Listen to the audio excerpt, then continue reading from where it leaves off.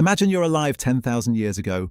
No supermarkets, no refrigerators, no Starbucks, no guy on TikTok telling you that raw milk will either transform your life or end it. You're just trying to survive another day. Every single meal is basically a gamble. Will this berry kill me? I guess we'll find out. Humanity's research department back then consisted of one guy named Dave eating random things while everyone else watched from a safe distance. If Dave survived, congratulations. It's food. If Dave died, well, at least everyone learned something. And somehow, among all the crazy ideas humans have ever had, one person looked at a giant 1,000-pound animal with horns, saw something hanging underneath it, and thought, I wonder if I can drink that. Not eat the cow, not hunt the cow, not run away from the cow. Drink it. Imagine explaining that idea to your friends. Hey guys, I think that thing has juice. What? The cow. You mean blood? No. The other thing. At this point, your friends have two options. Either they think you're a genius, or they think you finally lost it after eating too many suspicious mushrooms. To the very first person, this was completely uncharted territory. You have absolutely no idea what's going to happen. Maybe it's delicious. Maybe it's poisonous. Maybe the cow gets angry and introduces your ribs to its horns. Honestly, that last option was probably the most likely. And cows today are relatively calm. Ancient cattle? Not so much. The ancestors of modern cows were called aurochs. Imagine today's cow. Except it spends every waking moment in the gym. They're taller, heavier, much stronger, and significantly less interested in becoming your breakfast or your beverage dispenser. Trying to get close enough to milk one would have required a level of confidence normally reserved for movie protagonists, or people who genuinely think they can fight a gorilla. So why would anyone even try? Because survival makes people incredibly creative, or incredibly stupid, sometimes both at the same time. History is full of discoveries that happened completely by accident. Fire, fermentation, bread, cheese. Half of civilization exists because somebody accidentally forgot about something, and milk may have been another one of those happy accidents. But before anyone was drinking milk, humans first had to solve a much bigger problem. How do you convince a giant wild animal to stop trying to kill you and become your roommate? Before anyone could drink milk, they first had to get close enough to a cow, which sounds easy today, because modern cows are basically giant grass-powered marshmallows. They'll stand there, chew for 6 straight hours, look mildly disappointed, and occasionally moo like they're filing a complaint with management. But ancient cows? Absolutely not. Meet the aurochs. Imagine a modern cow. Now make it taller, heavier, stronger, give it horns the size of swords, and the personality of someone who just lost a ranked match online. Congratulations, you've invented the aurochs. These things could weigh over a ton. They weren't interested in making friends. They weren't interested in helping humans. And they definitely weren't interested in becoming part of your breakfast. So here's the question. How do you milk an animal that wants to launch you into next Tuesday? Simple. You don't. At least, not at first. Instead, humans did something they're surprisingly good at. They waited. Thousands of years ago, people slowly started taming wild animals. Not because they loved animals, because chasing dinner every single day was exhausting. Think about it. Would you rather spend 8 hours hunting one cow or have 10 cows waiting outside your house? Exactly. So humans began keeping cattle, feeding them, protecting them, breeding the calmer ones, generation after generation. The angry cows had fewer calves. The calmer cows had more. Eventually, the descendants became the cows we know today. Basically, humans spent thousands of years accidentally turning nature's tanks into oversized lawnmowers, which is honestly one of the greatest rebrands in history. But even after cattle became calmer, nobody immediately started drinking milk, because there was still one enormous problem. Adults weren't supposed to drink it. Nature had a completely different plan, and humanity was about to ignore it completely. So, you've done the impossible. You've turned a walking tank into something that doesn't immediately try to kill you. Now comes the next brilliant idea. Let's drink its milk. Except, nature had one tiny problem with that plan. Milk wasn't made for humans. It wasn't even made for adult cows. Milk was baby food. That's it. Think about every mammal on Earth. Lions, elephants, dogs, cats, whales. Every single one drinks milk as a baby, then eventually stops. You have never seen a fully grown lion sneak into another lion's house at 2 a.m. looking for a glass of milk. That's just not how nature works. Humans were supposed to be the same. As babies, your body produces an enzyme called lactase. Its entire job is to break down lactose, the natural sugar found in milk. Pretty useful when your entire diet is literally milk. But once you grow up, your body usually says, "All right, job's done." And it starts producing less and less lactase. Translation? Drink milk as an adult, and your stomach may decide to declare war. Imagine the very first adults experimenting with milk. One guy drinks it. 5 minutes later, he's sprinting toward the nearest bush like he's trying to qualify for the Olympics. His friends are watching from a distance. So, how is it? I don't have time to explain.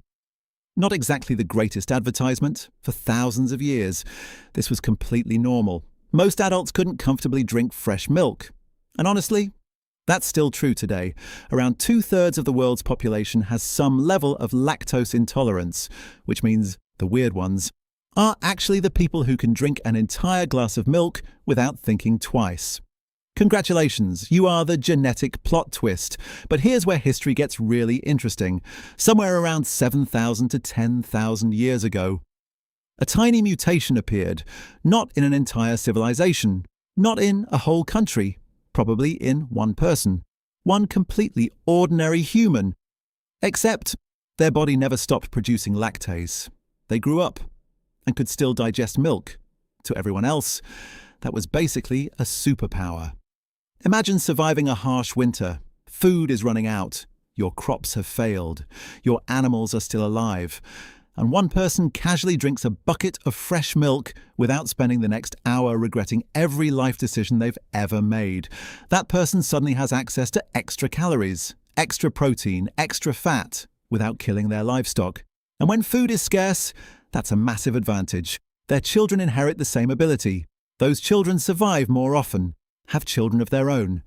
And slowly, over thousands of years, that tiny mutation spreads through entire populations. It's one of evolution's greatest success stories, not because milk is magical, but because being able to use another food source gave certain communities an edge. So the next time someone proudly announces, "I can drink 3 glasses of milk in one sitting," just remember, 10,000 years ago, that would have made them the closest thing humanity had to a superhero. Not Iron Man, not Captain America, just Lactose Man. His only power? Drinking milk without immediately needing a bathroom. So, we've got calmer cattle. We've got one weird guy whose stomach doesn't explode after drinking milk. Now there's one question left. Who was the first person to actually milk a cow? The honest answer? We have absolutely no idea. History didn't exactly keep receipts back then. There wasn't a cave painting saying, "Day 42, Steve milked the cow. Pretty good, 8 out of 10. But archaeologists have a pretty good idea of how it probably happened. And surprisingly, it probably wasn't planned. Imagine you've got a young calf. Like every baby mammal, it drinks its mother's milk. But one day, the calf drinks less. Or maybe it dies. Now the mother cow still produces milk. Lots of it. And if nobody removes it, it becomes painful. Kind of like filling a water balloon until it feels like it's about to burst. So a human notices something. The cow looks uncomfortable, out of curiosity, or maybe compassion. They squeeze. Milk comes out. Cue every other person standing nearby looking absolutely horrified. "What are you doing?" "I don't know." "Why is it white?" "I don't know." "Are you going to drink it?" Maybe. This was probably the longest 10 seconds in human history. Because nobody knew what would happen next. Would it taste good? Would it make you sick? Would the cow suddenly decide enough was enough and send you flying into next week? Nobody knew. And that's the funny thing about ancient humans. We like to imagine they were incredibly wise, deep philosophers, masters of survival. Sometimes they were. Other times, they were basically toddlers with unlimited confidence. Human history is full of moments where somebody looked at something completely ridiculous and said, "You know what? I'm going to try it." That's how we got bread, beer, cheese, and apparently milk. Now imagine being the second person. The first guy walks over holding a wooden bowl full of mysterious white liquid. He takes a sip. Everyone watches. 5 seconds. Nothing. 10 seconds. Still nothing. 1 minute. He's alive. Then he says, "It's actually pretty good." At that moment, every single person around him suddenly wanted a taste, because that's another thing humans have never changed. Nobody wants to be the first person to try something. Everyone wants to be the second.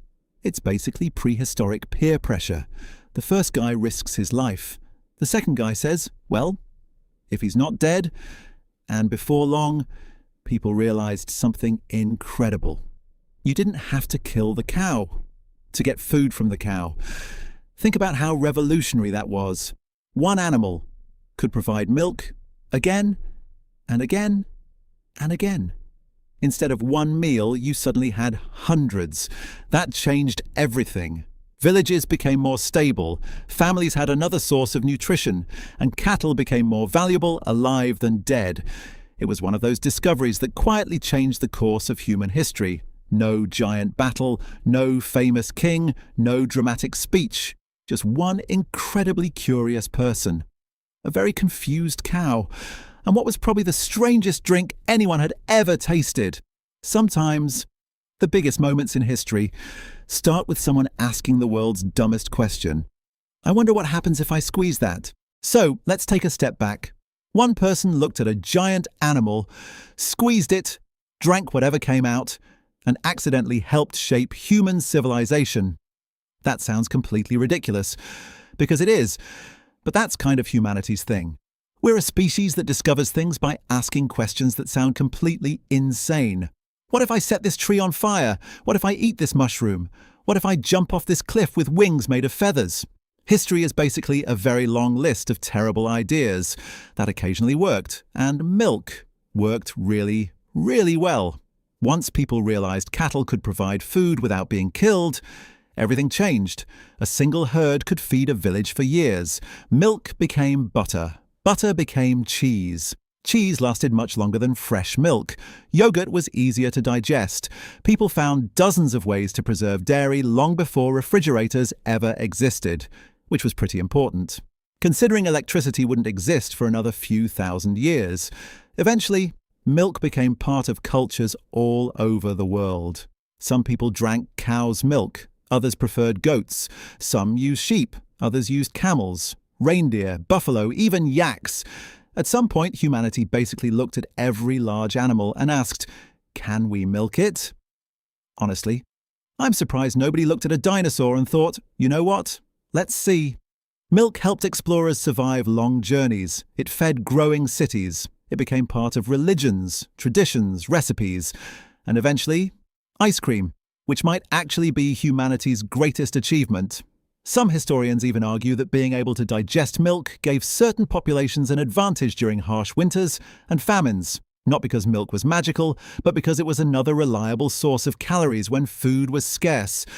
So yes, that one strange decision may have helped shape entire civilizations, and yet, thousands of years later, the debate still continues. Whole milk, skim milk, oat milk, almond milk, soy milk. At this point, half the things in the supermarket aren't even milk anymore. Somewhere, the first person who ever milked a cow is watching all of this unfold. Completely confused. You mean you had the real thing and chose almonds? But maybe that's the best part of history. The people who changed the world usually had no idea they were doing it. The first person to drink milk wasn't trying to become famous. They weren't trying to start an industry worth hundreds of billions of dollars. They were just curious, and curiosity, more than almost anything else, is what built civilization.